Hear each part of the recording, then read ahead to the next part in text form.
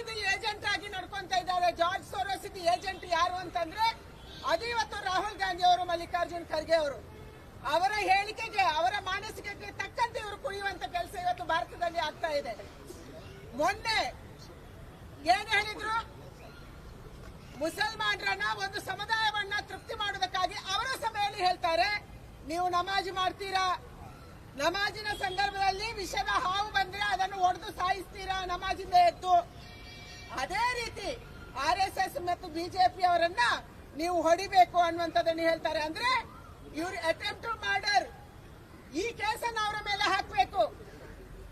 RSS ಅವರನ್ನ, BJP ಅವರನ್ನ ಹೊಡೆದು ಸಾಯಿಸಿ ಅಂದ್ರೆ ದೇಶದಲ್ಲಿ ದಂಗೆ ಎಬ್ಬಿಸುವಂತ ಒಂದು ವ್ಯವಸ್ಥಿತ ಷಡ್ಯಂತ್ರ ಇದು.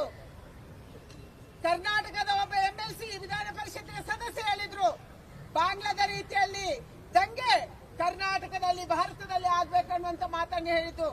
ಅದರ ಮುಂದುವರಿದ ಭಾಗವನ್ನ ಇವತ್ತು ಮಲ್ಲಿಕಾರ್ಜುನ್ ಖರ್ಗೆ ಅವರು ಹೇಳ್ತಾ ಇದ್ದಾರೆ.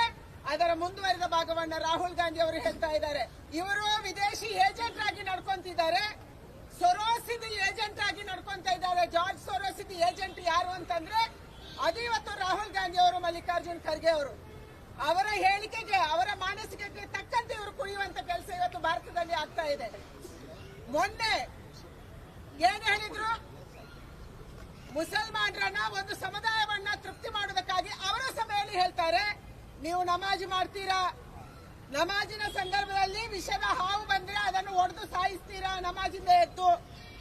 ಅದೇ ರೀತಿ RSS ಮತ್ತು ಬಿಜೆಪಿ ಅವರನ್ನ ನೀವು ಹೊಡಿಬೇಕು ಅನ್ನುವಂಥದ್ದನ್ನು ಹೇಳ್ತಾರೆ. ಅಂದ್ರೆ ಇವರು ಅಟೆಂಪ್ಟ್ ಟು ಮರ್ಡರ್ ಈ ಕೇಸನ್ನು ಅವರ ಮೇಲೆ ಹಾಕಬೇಕು.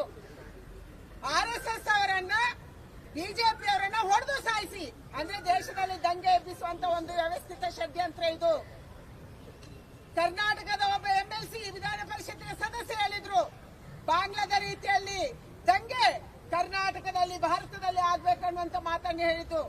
ಅದರ ಮುಂದುವರಿದ ಭಾಗವನ್ನ ಇವತ್ತು ಮಲ್ಲಿಕಾರ್ಜುನ್ ಖರ್ಗೆ ಅವರು ಹೇಳ್ತಾ ಇದ್ದಾರೆ. ಅದರ ಮುಂದುವರಿದ ಭಾಗವನ್ನ ರಾಹುಲ್ ಗಾಂಧಿ ಅವರು ಹೇಳ್ತಾ ಇದ್ದಾರೆ.